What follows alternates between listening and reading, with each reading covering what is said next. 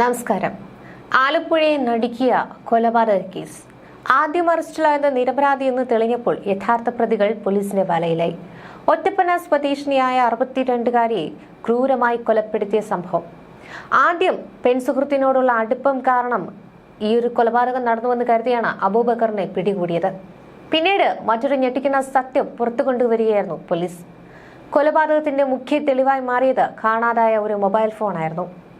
തോട്ടപ്പള്ളി ഒറ്റപ്പന സ്വദേശിനിയായ 62-കാരിയെ കൊലപ്പെടുത്തിയ കേസിലെ പ്രതി സൈനുലാബ്ദീനും ഭാര്യ അനീഷയും പോലീസിന്റെ വലയിലാത് മോഷ്ടിച്ച മൊബൈൽ ഫോണിലെ സിം കാർഡ് മാറ്റി മറ്റൊന്ന് ഇടുന്നതിനിടയിലാണ്. കൊല്ലപ്പെട്ട സ്ത്രീയുമായി അടുപ്പമുണ്ടായിരുന്ന മണ്ണഞ്ചേരി അമ്പനാട്ടുകുളങ്ങര പുത്തൻ വീട്ടിൽ അബൂബക്കറിനെ പീഡനശ്രമം, കൊലപാതകം എന്നീ കുറ്റങ്ങൾ സമ്മതിച്ചതിനാൽ പോലീസ് നേരത്തെ അറസ്റ്റ് ചെയ്യുകയായിരുന്നു. റിമാൻഡിലായ അബൂബക്കർ അല്ല, മോഷണത്തിനെത്തിയ ദമ്പതികളാണ് കൊലപാതകം നടത്തിയെന്നാണ് പിന്നീട് പോലീസ് കണ്ടെത്തിയത്. മരിച്ച സ്ത്രീയുടെ കാണാതായ ഫോൺ നേരത്തെ അറസ്റ്റിലായ അബൂബക്കർ തട്ടിയെടുത്ത് നശിപ്പിച്ചുവെന്നായിരുന്നു അതുവരെ പോലീസിന്റെ നിഗമനം. അബൂബക്കർ അങ്ങനെ പോലീസിനോട് സമ്മതിക്കുകയും ചെയ്തു.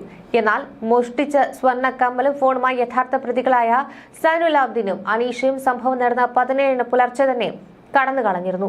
ഫോൺ ഓഫ് ചെയ്തിരുന്നു. ഇതേപ്പറ്റി അപ്പോൾ പോലീസിന് ഒരു സൂചനയും ഉണ്ടായിരുന്നില്ല. എങ്കിലും കാണാതായ ഫോൺ കണ്ടെത്തുവാനുള്ള ശ്രമം പോലീസ് നടത്തുകയായിരുന്നു. വെള്ളിയാഴ്ച രാത്രി ഈ ഫോൺ മറ്റൊരു സിം കാർഡ് ഇട്ട് പ്രവർത്തിച്ചപ്പോൾ തന്നെ പോലീസിന് വിവരം കിട്ടി. ഫോൺ മൈനാഗപ്പള്ളിയിലാണെന്ന് കണ്ടെത്തുകയായിരുന്നു. കൊല്ലം പോലീസിന്റെ സഹായത്തോടെയാണ് പിന്നീട് പ്രതികളെ പിടികൂടിയത്. പോലീസ് പറയുന്നത് ഇങ്ങനെയാണ്: മരിച്ച സ്ത്രീയുമായി അടുപ്പത്തിലായിരുന്ന അബൂബക്കർ കഴിഞ്ഞ ശനിയാഴ്ച രാത്രി ഇവരുടെ വീട്ടിലേക്ക് എത്തുകയായിരുന്നു. 11 മണിയോടെ അബൂബക്കർ മടങ്ങി. അബൂബക്കർ അകത്തുള്ളപ്പോൾ തന്നെ ഈ സൈനുലാബ്ദീനും അനീഷയും വീടിന് സമീപം ഒളിച്ചിരിക്കുകയായിരുന്നു. അബൂബക്കർ പോയതിനു ശേഷം അവർ വീടിന്റെ പിൻവാതിൽ കുത്തിത്തുറന്ന് അകത്തു കടന്ന് വൈദ്യുതി വിച്ഛേദിച്ചു. മോഷണ ശ്രമത്തെ സ്ത്രീ ചെറുത്തപ്പോൾ സൈനുലാബ്ദീൻ കഴുത്തു ഞെരിച്ചു കൊലപ്പെടുത്തി. തുടർന്ന് സ്ത്രീയുടെ ശരീരത്തിലും മുറിയിലും മുളകുപൊടി അടക്കം വിതറി. അലമാരയിലുണ്ടായിരുന്ന കമ്മലും കട്ടിൽ നിന്ന് മൊബൈൽ ഫോണുകൾ മോഷ്ടിച്ചു കടന്നു കളഞ്ഞു. സംശയം തോന്നിയവരെ ചോദ്യം ചെയ്ത കൂട്ടത്തിൽ കൊലപാതകം നടത്തിയെന്നും മുളകുപൊടി വിതറിയെന്നും ഫോൺ എടുത്തുവെന്നും അബൂബക്കർ സമ്മതിച്ചതോടെയാണ് അറസ്റ്റ് ചെയ്തതെന്ന് പോലീസ് പറയുന്നു. കാണാതായ ഫോണിൽ മറ്റൊരു സിം കാർഡ് ഇട്ട് പ്രവർത്തിച്ചതോടെയും ഫോൺ കൊല്ലം മൈനാഗപ്പള്ളിയിലാണെന്ന് പോലീസ് കണ്ടെത്തിയതോടെയുമാണ് യഥാർത്ഥ പ്രതി അബൂബക്കർ അല്ലെന്ന് വ്യക്തമായത്. മൈനാഗപ്പള്ളിയിലെത്തി സൈനുലാബ്ദീനെയും അനീഷയും പോലീസ് പിടികൂടി. കമ്മൽ വിറ്റതിന്റെ വിവരങ്ങൾ ലഭിച്ചിട്ടുണ്ട്. ഫോണും കണ്ടെത്തി. മൈനാഗപ്പള്ളിയിലെ സൈനുലാബ്ദീന്റെ സുഹൃത്തിന്റെ വീട്ടിൽ നിന്ന് മുളകുപൊടിയുടെ ബാക്കി കണ്ടെടുക്കുകയും ചെയ്തു. കൊല്ലപ്പെട്ടയാളുടെ വിശദമായ പോസ്റ്റ്മോർട്ടം റിപ്പോർട്ടും ശാസ്ത്രീയ പരിശോധനയുടെ വിവരങ്ങൾ ലഭിച്ചിട്ടില്ല. അതേസമയം നിരപരാധിയെ കേസിൽ കുടുക്കിയെന്ന് അബൂബക്കറിന്റെ ബന്ധുക്കൾ ആരോപിച്ചു.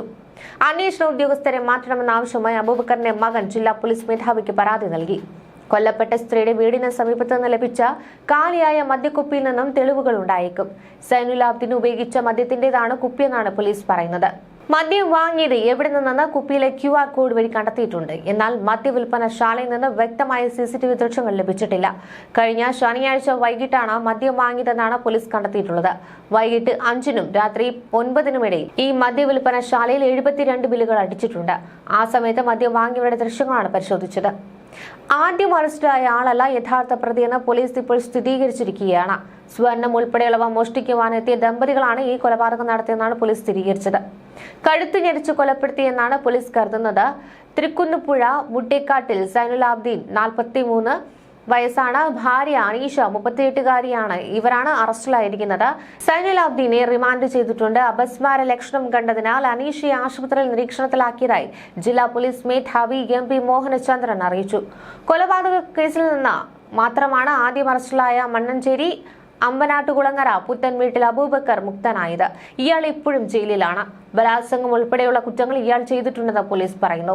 ഈ മാസം 17-നാണ് 62-കാരിയെ വീടിനുള്ളിൽ കൊല്ലപ്പെട്ട നിലയിൽ കണ്ടെത്തിയത്. അവർ ബലാത്സംഗത്തിന് ഇരയായിരുന്നു.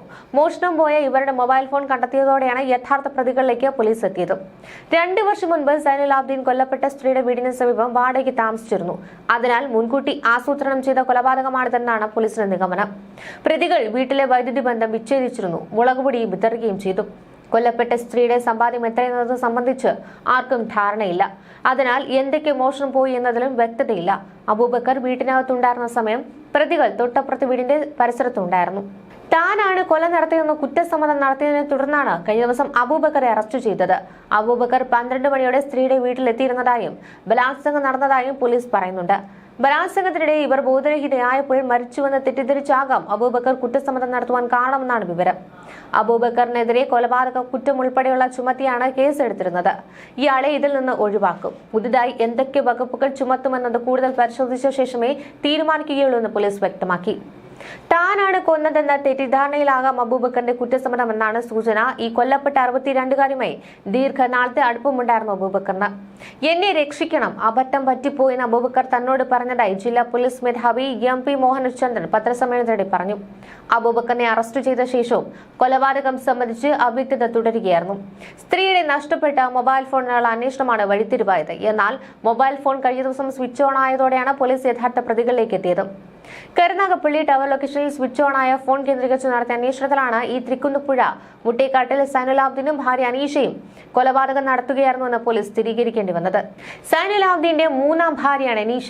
2 വർഷം മുൻപ് സൈനുലാബ്ദീൻ കൊല്ലപ്പെട്ട 62കാരുടെ വീടിന് സമീപം വാടകയ്ക്ക് താമസിക്കുകയായിരുന്നു. ഒറ്റയ്ക്ക് താമസിക്കുന്നതിനാൽ ഇവിടെ മോഷണം എളുപ്പമാകുമെന്ന് കരുതി ആസൂത്രണം ചെയ്തിരിക്കാമെന്നാണ് പോലീസ് സംശയിക്കുന്നത്. ഇയാൾ മുൻപും മോഷണക്കേസുകളിൽ പ്രതിയായിരുന്നു. യഥാർത്ഥ പ്രതികളിലേക്ക് എത്തിയത് പോലീസിന് മികവെന്നാണ് ജില്ലാ പോലീസ് മേധാവി MP മോഹനചന്ദ്രൻ പ്രതികരിച്ചത്. പോലീസിന് വീഴ്ച പറ്റിയിട്ടില്ല. അബൂബക്കറിനെ അറസ്റ്റ് ചെയ്ത അന്വേഷണ ഉദ്യോഗസ്ഥർ തന്നെയാണ് മണിക്കൂറുകൾക്കുള്ളിൽ കൂടുതൽ തെളിവുകളിലൂടെ യഥാർത്ഥ പ്രതികളെ പിടികൂടിയത്. മൊബൈൽ ഫോൺ ഓൺ ആയില്ലെങ്കിൽ മറ്റൊരു വഴി കണ്ടെത്തുമായിരുന്നുവെന്നും അദ്ദേഹം പറഞ്ഞു. മൃതദേഹത്തിൽ ആന്തരികമോ ബാഹ്യമോ ആയ ഗുരുതര പരിക്കുകളില്ലെന്നായിരുന്നു പോസ്റ്റ്മോർട്ടത്തിലെ പ്രാഥമിക നിഗമനം. എങ്കിലും കൊലപാതകമാണെന്ന സംശയത്തിൽ അന്വേഷണവുമായി മുന്നോട്ട് പോവുകയായിരുന്നു. സംശയം തോന്നിയ 60 പേരെ പലവട്ടം ചോദ്യം ചെയ്തു. പ്രധാന സാക്ഷിയാക്കാമെന്ന് കരുതിയാണ് അബൂബക്കറിനെ വിളിച്ചു വരുത്തി ചോദ്യം ചെയ്തത്.